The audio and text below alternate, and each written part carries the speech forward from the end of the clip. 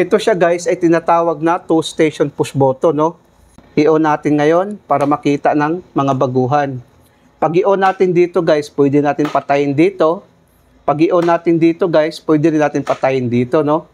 Pag i-on natin dito guys, pwede natin patayin dito. Pag i-on natin dito guys, pwede rin natin patayin dito. Ganon din dito sa kabila, ano ang pagkakaiba nila. Ito ay stop start din ito. Pag i-on natin dito guys, pwede natin patayin dito. Pag i-on natin dito, pwede rin natin patayin dito, no? Pag i-on natin dito guys, pwede rin natin patayin dito. Pag i-on natin dito guys, pwede rin natin patayin dito. Gusto ko lang i-share sa inyo guys, yung tinatawag na what is the difference between 4 push button to 2 push button, start, stop, 2 station.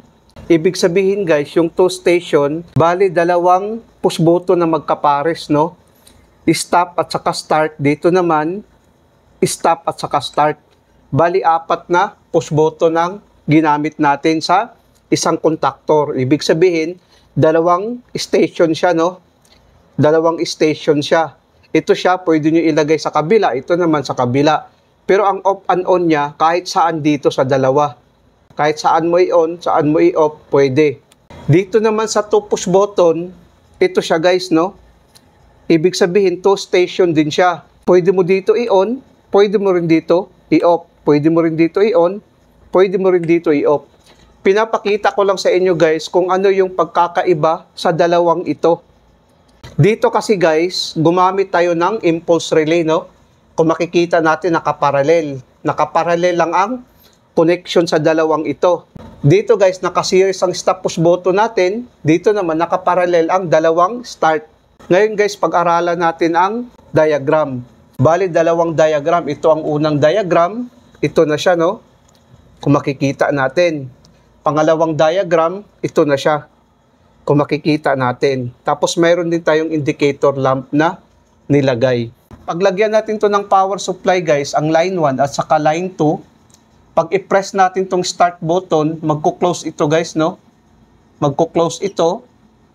Ang kuryente ngayon dadaloy dito, no? Gumana ngayon ang main contactor natin. Pag gana ng main contactor natin, ito siya.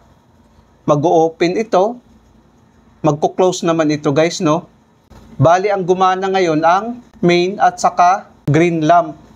Tapos ito naman, magko-close naman ito guys, no?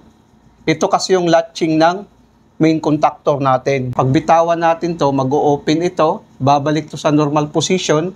Ang kuryente ngayon dadaloy dito, no? Still pa rin gumana ang main contactor natin, pati itong green lamp. Ngayon, kahit saan dito guys i-off mo, pwede. Kung i-off natin dito guys, i-off natin dito, pag i-press natin itong stop button, kahit saan dito, mag-o-open ang contact nito, no? Gaganon ito. Ang kuryente ngayon hanggang dito na lang, no? So, mamamatay ngayon ang main contactor natin. Itong contactor natin, no? Pagpatay ng magnetic contactor natin, guys, mag-o-open ito. Tapos naman, magko-close naman ito, guys, no? Mag-o-open naman ito. Ngayon, pag bitawan natin itong stop button, dahil may spring ito, pag bitawan natin to guys, babalik to sa normal position na naka-close. Ngayon, patay ngayon ang contactor natin. Ang gumana ngayon ang red lamp. Pag standby mode kasi yung contactor natin na nakapatay, iilaw ang red na pilot lamp natin. Ngayon guys, pag i-press naman natin to, ganun din, no? Pag i-press natin to dito, magko-close. Ang kuryente ngayon dadaloy dito, no? Gumana ngayon ang magnetic contactor natin. Pag gana ng magnetic contactor natin guys, i-close ito. I-close din ito. Dahil ito yung auxiliary contact, no? Ng magnetic contactor natin dito sa bawat gilid niya. Ito naman, mag-o-open naman ito, no? Pag bitawan natin to guys, babalik to sa normal position na naka-open. Gaganon siya, no? So, still pa rin na gumana ang magnetic contactor natin dahil ang kuryente dadaloy dito, no? Still pa rin gumana. Ngayon, pag i-press natin tong stop button, guys, kahit saan dito, mag-o-open ito, guys, no? Ang kuryente hanggang dito na lang. Mamamatay ngayon itong contactor natin. Pagpatay ng contactor natin, guys, mag-o-open ito. Magko-close naman ito guys. Mag-o-open naman ito, no?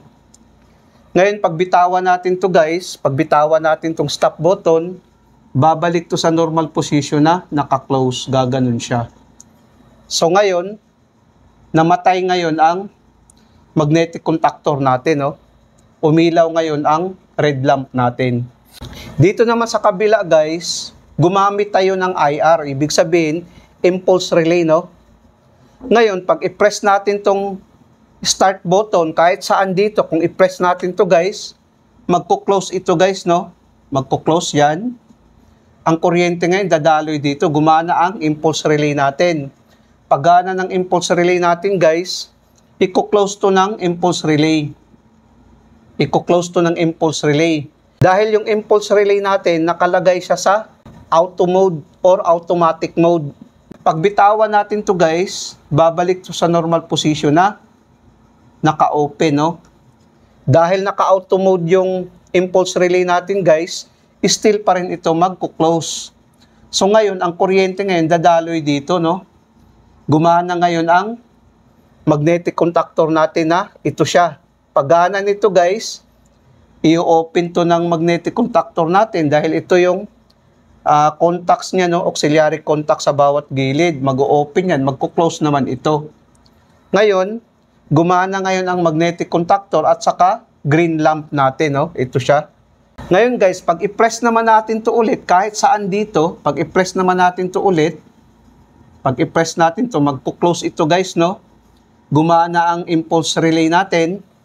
Paggana ng impulse relay natin guys, iti-trip naman to ng impulse relay natin, iti-trip niya. Pag trip niya guys, dahil naka-auto mode yung impulse relay natin, dahil nag-trip siya, mamamatay ngayon ang magnetic contactor natin. Ito siya, no? Pagpatay nito guys, magko-close ito, mag-o-open naman ito, no? Ngayon, pagbitawan natin itong push button natin guys, babalik to sa normal position na naka-open. Ganun siya. So ngayon, namamatay ngayon ang magnetic contactor natin. Ito siya, no? Umilaw ngayon ang red lamp.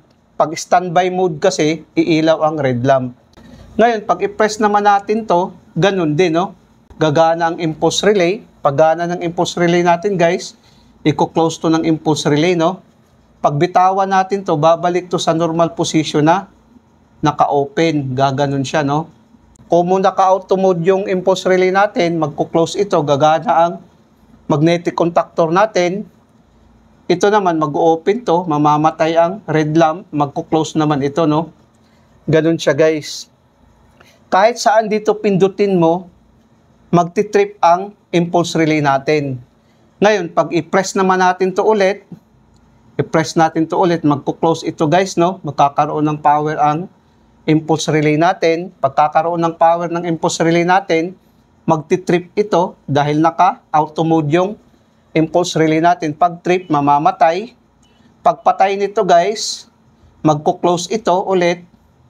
Dahil ito yung normally close ng magnetic contactor natin, mag-o-open naman ito, no?